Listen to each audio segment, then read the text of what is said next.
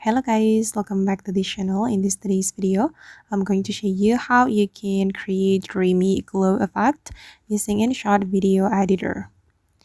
Okay, let's get into it guys. Here I have opened my InShot application on my mobile phone, and first of all I'm going to create new project, and then I'm going to choose a video from my gallery. For example, I'm going to select this video, click on the check mark to import the video.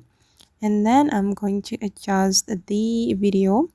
We can go to the filter and then select adjustment, and you can adjust your video. You can adjust the lightness and then the contrast and the saturation. It's up to you. You can adjust it as you like according to your needs. Okay, and then you can click on this check mark, and you're going to add blur effect. So you can go to the sticker, select detail, and select this blur effect, make it 100, and then I'm going to cover my video with this blur effect. Okay, then I'm going to click on check mark and then make the effect aligned with my video. Click on the check mark, and then we're going to export this video. Okay, export it guys, and just hold on. And after the video has been exported, we're going to go back to our project. Okay, I'm going to click on this back button to go back to my project, and then we're going to remove the blur. Go back to the sticker, select the blur effect and delete it, and we're going to import the video we have just exported.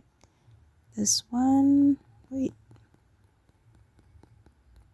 okay, this one guys, and you're going to click on this icon to fit the screen, and then you're going to blend it with your original video.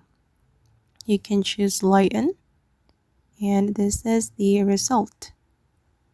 Okay, and now the dreamy glow effect has been created, and then I'm going to compare it to the video, the previous video. Okay, this is the video with a dreamy glow effect, and this is the original video. Yeah, that's so cool. And you can use it for your editing on InShot. Okay guys, and that's all the way to create dreamy glow effect using InShot video editor for free. I hope this video will be useful for you.